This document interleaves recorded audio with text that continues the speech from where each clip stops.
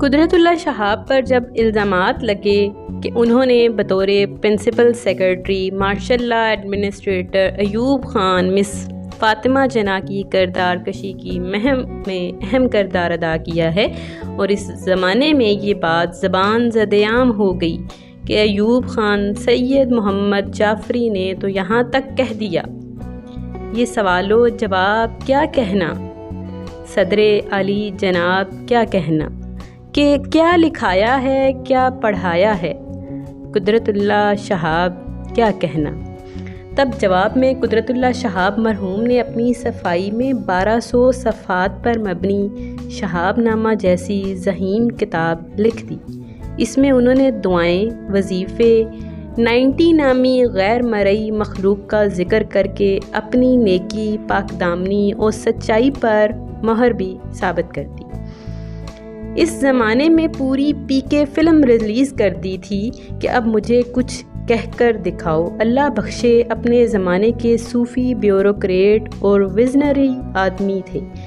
آج عامر حقانی بھیا نے شہاب نامہ کو بیسٹ کتاب قرار دیا تو یاد آیا انجہانی گورے کا ایک خوبصورت قول ہے، اس سے نہ ڈرو جس نے بہت سی کتابیں پڑھی ہوں، مگر اس شخص سے ضرور ڈرو جس نے ایک ہی کتاب پڑھی ہو اور وہ بھی اسے مقدس جان کر، بس مقدس جان کر، اور صرف اسے ہی نہ پڑھیں۔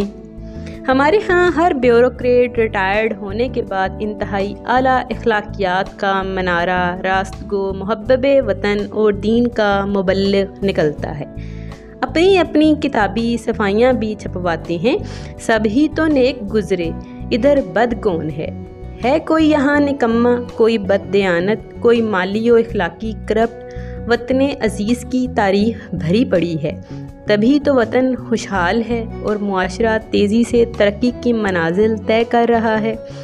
یہاں جہاں ہم بستے ہیں وہاں ہر کوئی کسی نہ کسی کی ناموس کا رکھوالا ہے۔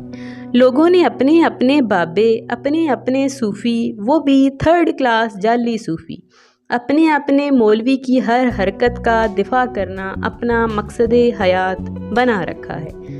جن کو کچھ نہیں ملتا وہ اپنے سیاسی لیڈر کی ناموس پر پہرا دیتے ہیں۔ ہماری ایک پوری نسل رجت پسند بنائی گئی ہے، ان کی جمالیاتی حس کو بڑی محنت سے تباہ کیا گیا ہے۔ نسیم حجازی کماش کے لوگوں کو چھپایا گیا اور ریاستی سطح پر پروموٹ کیا گیا۔ قدرت اللہ شہاب اینڈ کمپنی یعنی اشفاق احمد، ممتاز مفتی اور بعد ازاں بابا یحییٰ خان وغیرہ کو ریاست یعنی اس زمانے کی اسٹیبلشمنٹ نے اپنے مقاصد کے لیے استعمال کیا، اور یہ لوگ استعمال بھی ہوتے رہے۔ ریاست نے ان کو ریڈیو اور ٹیلی ویژن جیسے اکلوتے ذرائع ابلاغ کے فارمز کھل کر فراہم کیے، اور میگزینز اور ادبی رسالوں میں کھل کر چھپوایا گیا، تاکہ قوم کے بھیجے میں اللہ ڈال کر ان کی سوچ کو اتنا رجت پسند بنا دیا جائے کہ قوم اہم ملکی اموار پر نہ سوچے، نہ احتجاج کرے۔ ریاست کے خلاف آواز اٹھانے کی ممانعت، ہر حال میں صبر شکر کر کے ریاستی پالیسیوں پر آنکھیں بند کیے رکھنے، اور عورت کو تیسرے درجے کی مخلوق بنانے کے باب میں کھل کر تبلیغ کی گئی، اور خود ساختہ صوفیزم کا پرچار کیا گیا۔ قدرت اللہ شہاب نے اشفاق احمد اور ممتاز مفتی سمیت اپنے حلقہ احباب کو، جو ان کی ٹی سی کرنے میں کوئی آر محسوس نہیں کرتے تھے، ریڈیو اور دیگر محکموں میں سرکاری نوکریاں دیں۔ شہاب صاحب نے صدر ایوب خان سے قربت اور ذاتی مراسم کا فائدہ اٹھایا۔ صدر ایوب خان کے پرسنل سیکرٹری اور بعد ازاں پریس سیکرٹری رہے۔ اس زمانے کی اسٹیبلشمنٹ میں قدرت اللہ شہاب کا ڈنکا بجتا تھا۔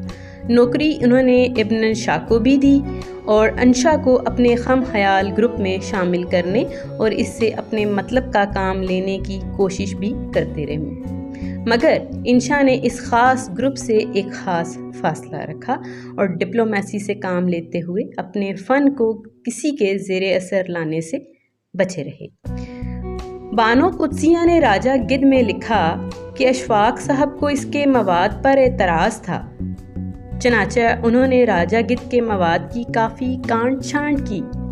بانو قدسیہ اچھی بیوی کی طرح بتاتی رہیں کہ اشفاق صاحب نے راجہ گدھ پر نظر ثانی کر کے اسے کامیاب ناول بنا دیا، ورنہ شاید میں اتنا بہتر نہ لکھ سکتی، پر در حقیقت اس ناول کے وہ باب کاٹے گئے جو انہوں نے پیچیدہ انسانی نفسیات و جنس کے بارے میں کھل کر لکھے تھے۔ بانو کو منٹو بننے کی اجازت نہیں ملی۔ قدرت اللہ شہاب کے بنائے پلیٹ فارمز رائٹرز گلڈ کو ریاستی سپورٹ دی گئی، اور جو رائٹرز گلڈ کے حلقہ احباب میں نہیں آیا اسے ذلیل کیا گیا۔ وہ منٹو ہو، وہ جالب ہو، وہ احمد ندیم قاسمی ہو یا کئی اور قابل لکھاری اس زمانے میں پست پشت ڈالے گئے اور ان کی خوب حوصلہ شکنی کی گئی۔ قوم کو بس 4 بابوں یا صوفیوں کے پیچھے ہی لگایا گیا۔